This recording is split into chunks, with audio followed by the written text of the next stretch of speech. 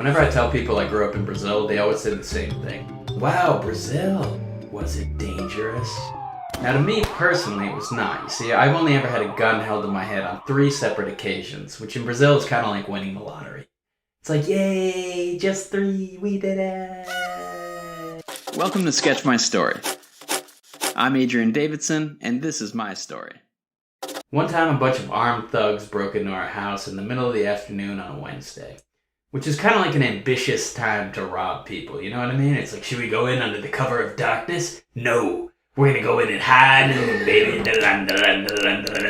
Now, because this was a surprise visit, we were totally unprepared. You know, we hadn't vacuumed, we hadn't swept, there were dirty dishes in the sink. If they would have let us know they were coming, we at least would have prepared some veggies and dip, you know? What was I doing at the time? I was taking a dump. I'm not proud of it, it's just what happened, okay? That's where I was. They literally caught me with my pants down. My final moments on Earth could have been me reading Garfield eating Cool Ranch Doritos on the pot. As soon as I came out of the bathroom, this guy with a gun comes up to me and goes, "Onde está a televisão?" Which means, where's the TV? Now the cable guy was supposed to come that afternoon. So in that moment, all I could think was, wow, this guy really takes his Showtime installation serious. You know what I mean? He then throws me into my parents' bedroom where I find my parents and my brother lying face down on the carpeting. Which was actually a nice moment because my mom did say she wanted us spending more time together. Now, there were 5 guys who broke into the house, but only 2 are important to the story. One was a cunning little guy who was running things. We'll call him Mastermind. And then there was a heavy guy with a bad attitude. We'll call him Fat Ass. Mastermind was really polite about the whole thing. When he knocked over a dresser looking for valuables, he told us we had great taste in furniture. When he picked up a photo of us, he said, "Wow, what a beautiful family," before stealing the frame. And when he took my mom's hand in his to steal the rings off of her fingers, he said she could have been a hand model. Such a gentleman. Fat Ass, on the other hand, was a real dick. He made the whole home invasion experience a little uncomfortable for everybody. He was a 1-star on Yelp kind of guy. And the BO on this fella was next level, okay? The only thing I wanted him to steal in the whole house was the stick of deodorant.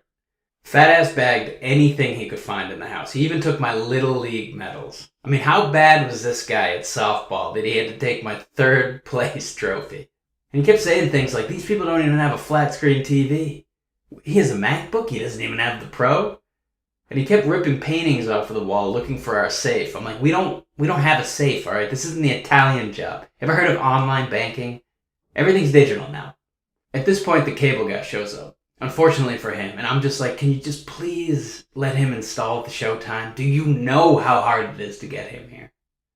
Then they rounded us up in the living room and told us to put our heads down. In all honesty, I thought they were going to shoot us. Which is really not a fun way to end the evening. Would have ruined the whole vibe.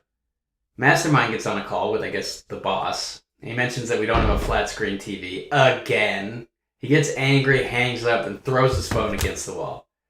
I was like, oh man, what a cliche it would be to get shot in Brazil. Let's just not feed the stereotype, shall we? But they didn't shoot us, which was just a perfect ending to a magical evening. As they were leaving with giant bags of our stuff, we thanked them for a lovely visit, told them, please come again, the windows are always open. And then the most miraculous thing happened. Fat Ass tripped over a garden rake and fell into the pool. The Mastermind, in that moment, I shit you not, goes, "Ugh, Ronaldo every time with the goddamn pools." I was just happy that I'd peed in that pool earlier that day. So what do you do after a crime? You go to the police, right? And they help you solve it. Well, no, not in Brazil. We go down to the station to talk to the police chief, and the entire time he's smoking a cigarette, and not once does he look up from his game of Candy Crush.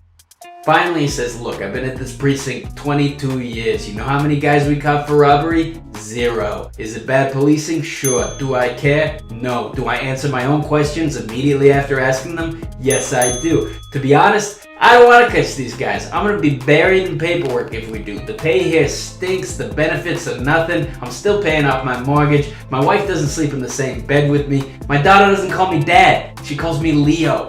I've got problems, but oh, sure, let's solve yours, alright? I'll come to your house maybe later this week, and we'll go and try and solve this mystery that we've never solved at this station before.